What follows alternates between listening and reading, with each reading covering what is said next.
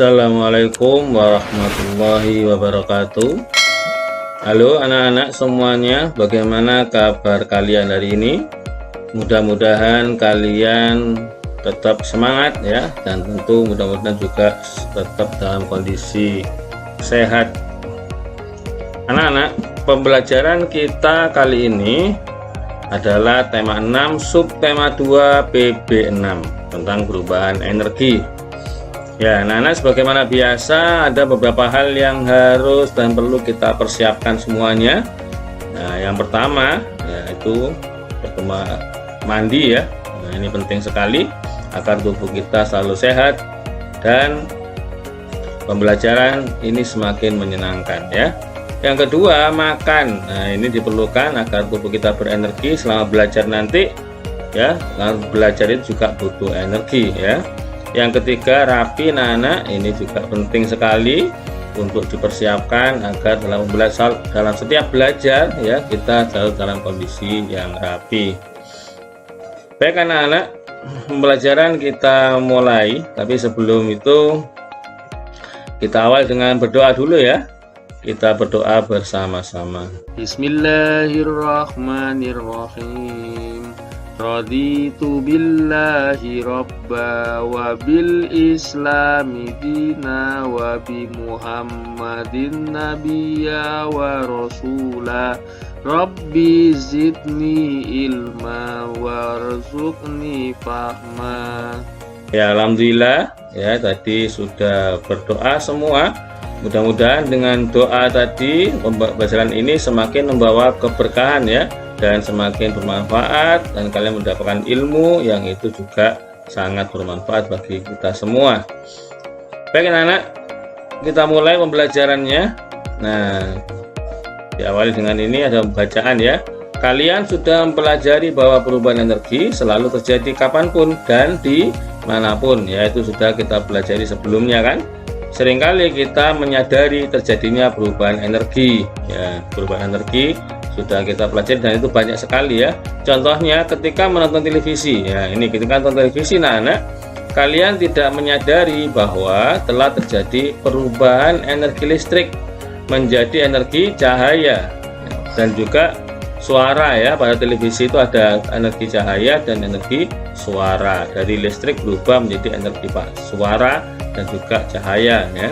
Perubahan energi lainnya yang sering tidak disadari, nah ini misalnya saat buah jatuh ya, ini ketika buah jatuh ya, kita tidak menyadari bahwa itu ada perubahan energi. Apa itu ya? Nah, saat buah jatuh juga jadi perubahan energi. Perubahan tersebut energi gerak menjadi energi bunyi ya. Saat jatuh itu pasti bersuara ya kan. Nah, suara itu berarti ada perubahan energi dari gerak ya, saat jatuh kan bergerak.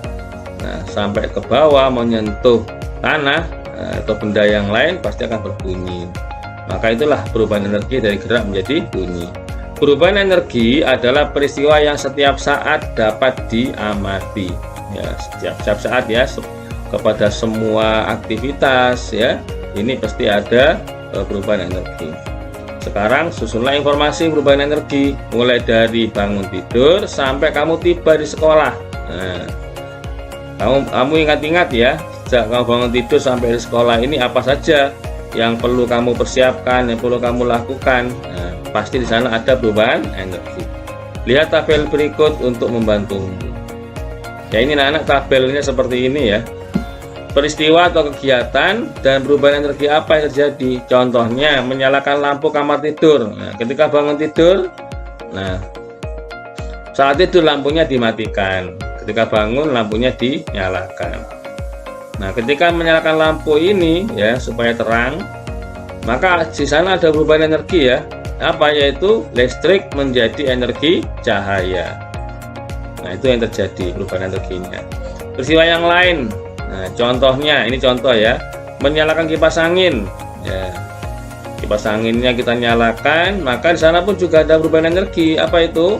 Perubahan energi listrik menjadi energi gerak. Berikutnya menyalakan kompor gas untuk memasak. Nah, ini pagi-pagi ya, ibu memasak di dapur. Nah, ini aktivitas ya. yang terjadi saat kita mau berangkat sekolah ya, banyak aktivitas di rumah. Saat ibu memasak menggunakan kompor gas untuk memasak, di sana juga ada perubahan energi. Apa itu? Perubahan energi kimia menjadi panas ya. Kompor gas ini gasnya menyimpan energi kimia. Ketika digunakan memasak, maka di sana ada perubahan energi kimia menjadi energi panas. Berikutnya menyetrika baju ya. Mau berangkat sekolah, ini bajunya belum setrika ya, maka juga perlu dipersiapkan ya, menyetrika baju ya. Misalnya kakak menyetrika baju untuk dipakai di sekolah ya, supaya bajunya rapi, maka di sana juga ada perubahan energi. Apa itu anak perubahan energi yang terjadi? Yaitu energi listrik menjadi energi panas. Berikutnya olahraga. Nah ini di pagi hari sebelum berangkat menyalakan dulu ya, mengambil kesempatan untuk olahraga pagi depan rumah, jalan-jalan ya, jalan-jalan depan rumah misalnya. Maka ini pun juga terjadi perubahan energi anak-anak, yaitu apa? Energi kimia menjadi energi gerak. Dalam tubuh kita ini ada energi kimia. Saat kita berolahraga, maka di sana ada energi gerak. Ya, ini beberapa perubahan energi yang terjadi setiap hari ya, yang kita alami. Baik anak-anak, kita lanjutkan. Energi adalah karunia Tuhan yang sangat besar. Manusia tidak mampu menciptakan energi ya, karena memang energi tidak diciptakan anak-anak, tidak bisa diciptakan dan juga tidak bisa dimusnahkan. Hanya saja manusia bisa memanfaatkannya, mengubah energi yang ada itu. Misalnya energi listrik menjadi energi gerak, energi listrik menjadi energi panas, energi yang lain juga ya. Manusia juga tidak mampu memusnahkannya. Ya, energi tidak bisa dimusnahkan anak. Manusia hanya mampu mengubah bentuknya ya, perubahan energi yang satu bentuk ke bentuk lainnya. Perubahan inilah yang dimanfaatkan oleh manusia ya.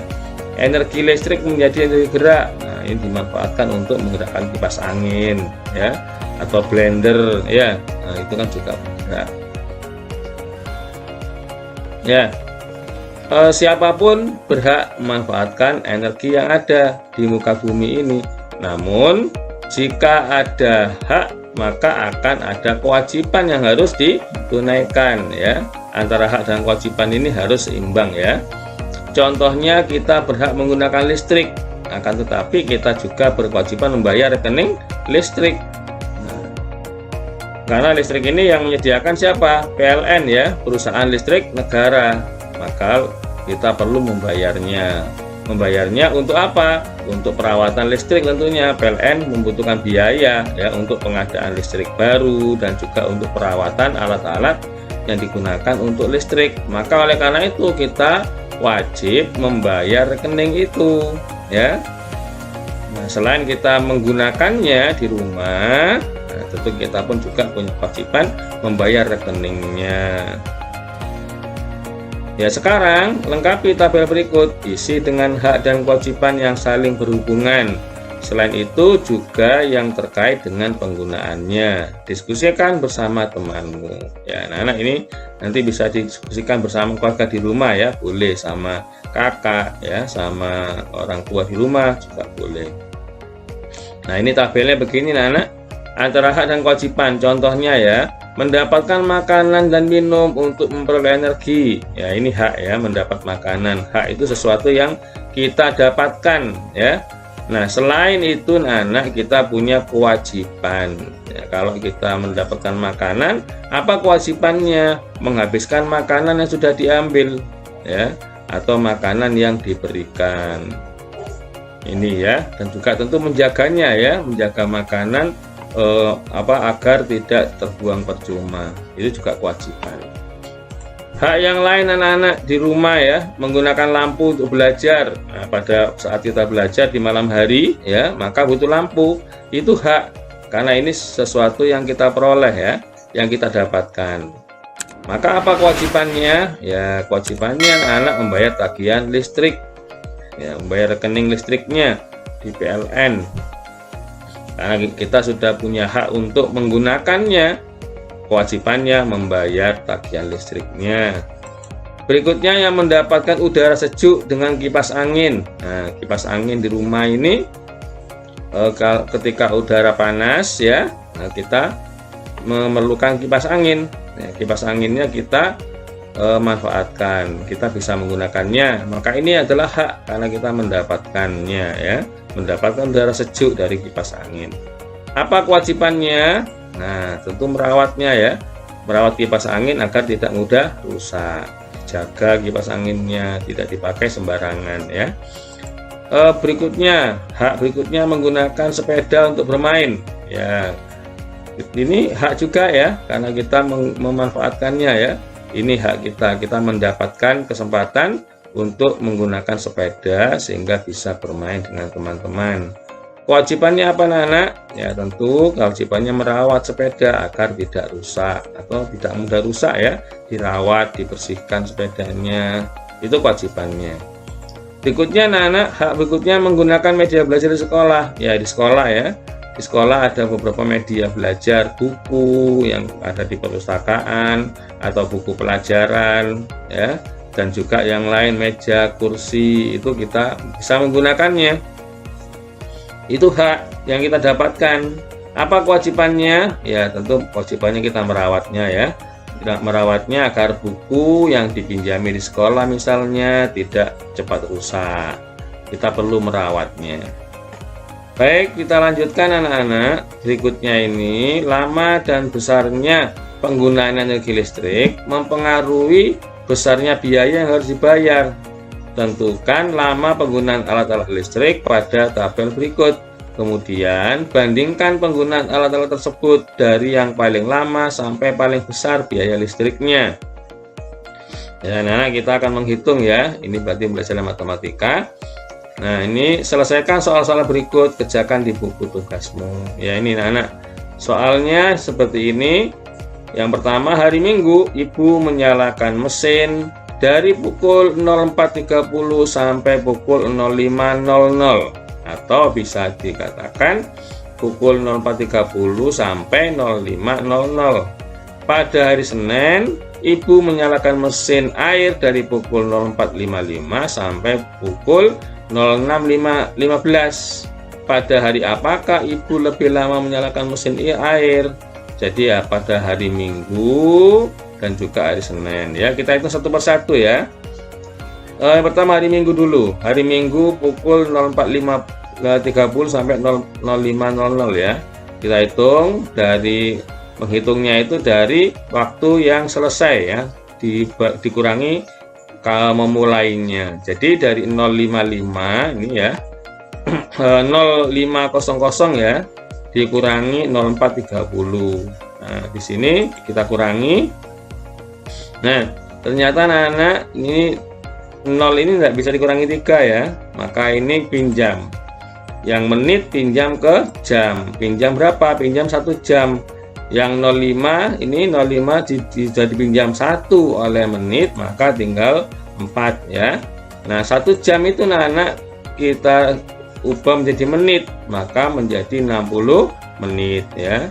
Maka ini menitnya 00 ditambah 1 jam sama dengan 60 menit, hasilnya adalah 60. Maka bisa ditulis 0460 ya, karena 5 sudah dipinjam ya. Tadi 04, 00 menitnya tadi ditambah 60 menit dari pinjaman ke jam tadi, maka 0460 dan dikurangi 0430. Nah, kita hitung hasilnya adalah 0030 atau dibaca 30 menit. Jadi hari Minggu ibu menggunakan waktu selama 30 menit. Hari Senin sekarang anak, hari Senin ini pukul 06.15 ya. 00.15 dikurangi 04.45. Nah, ternyata 15 ini dikurangi 45 tidak bisa ya. Maka pinjam, menitnya pinjam ke jam, pinjam 1. Nah, maka jamnya tinggal 5 ya.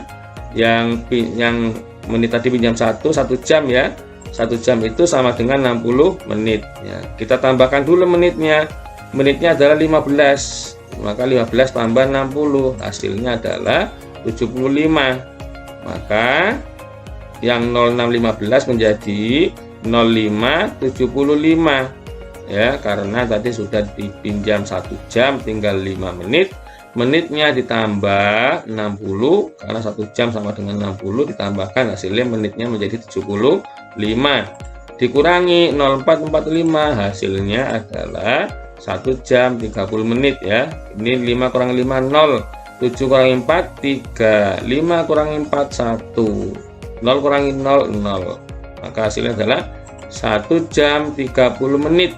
Nah, mana pada hari apakah Ibu lebih lama menyalakan mesin air? Ya, pada hari Senin ya. Karena apa? Hari Senin ini lebih lama waktunya. Jadi Ibu lebih lama menyalakan mesin air pada hari Senin. Ya, soal berikutnya anak-anak adalah ketika pulang sekolah, Fahmi duduk beristirahat sambil membaca buku cerita. Dia membaca dari pukul 13.30 sampai 14.30. Pada sore hari, sepulang mengaji, Fahmi melanjutkan membaca buku pukul 17.00 sampai 17.30. Kapan Fahmi membaca lebih lama? Kita hitung ya. Ini yang pertama siang hari. Pada siang hari pukul 14.30 dikurangi 13.30, hasilnya adalah 1 jam ya. 0 kurangi 0 0, 3 kurangi 3 0 ya, 4 kurangi 3 1, 0 kurangi 0 0. Ini 1 jam ya, batasnya adalah titik ini ya. Titik ini yang sebelah kiri ini jam, yang sebelah kanan ini adalah menit. Berarti ini 1 jam ya yang siang ya. Sekarang yang sore anak-anak pukul 17.30 sampai dikurangi 17.00 ya. Maka ini hasilnya adalah 30 menit ya. 0 kurangi 0 0, 3 kurangi 0 3 ya, 7 kurangi 7 0, 1 kurangi 1 0. Hasilnya adalah 30 menit. Kapan Fahmi membaca lebih lama? Ya, membaca lebih lama berarti membaca paling lama saat siang hari, yaitu 1 jam. Ya, yang berikutnya anak-anak adalah Ibu menyiapkan roti goreng, roti panggang, dan susu untuk sarapan. Ibu menyiapkan nasi goreng dari pukul 05.30 sampai 05.45. Setelah itu, Ibu menyiapkan roti panggang dan susu. Pukul 05.55 sarapan sudah siap di meja. Berarti kegiatan Ibu ini dimulai pukul 05.30 sampai 05.45 untuk menyiapkan nasi goreng dan menyiapkan nasi goreng ya. Dan setelah itu Ibu menyiapkan roti panggang dan susu juga dimulai 05.30 sampai 05.55. Nah, karena 05.55 ini sudah siap semua sarapan di meja yang Ibu siapkan. Berarti diakhiri sampai 05 lebih 55 menit ya. Mana yang lebih lama dilakukan Ibu? Menyiapkan nasi goreng atau menyiapkan roti panggang dan susu? Mari kita hitung ya.